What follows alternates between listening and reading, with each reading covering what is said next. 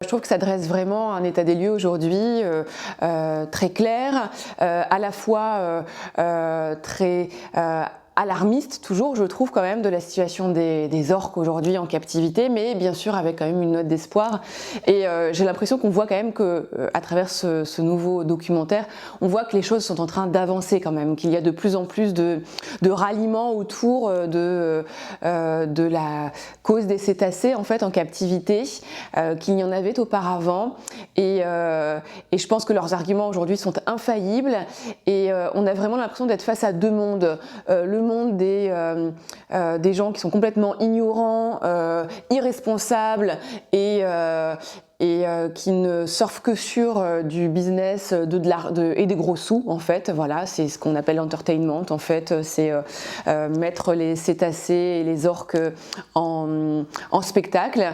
Et puis on a le monde aujourd'hui raisonnable, avec un vrai engagement aujourd'hui de tous ceux qui cherchent bien à arrêter cette mise en spectacle des orques. Et ce qui est assez étonnant, c'est de voir aussi que ces deux mondes, il y a certaines personnes qui sont passées de l'un à l'autre.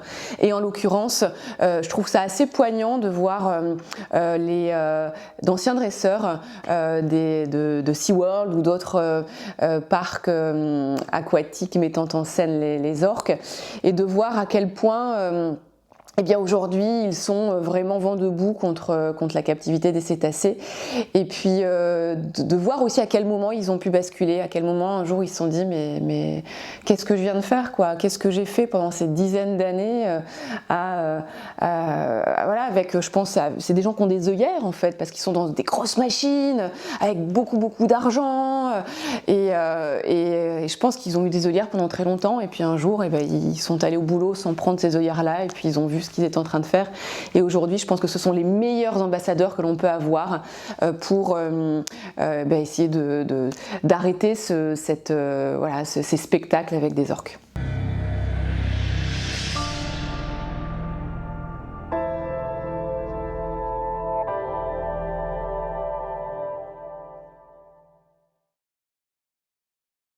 J'espère qu'il y aura un Blackfish 3 dans 5-6 ans, ça sera indispensable, parce qu'on voit qu'on touche à chaque fois différentes personnes, que les connaissances évoluent, et puis que les solutions aussi elles évoluent.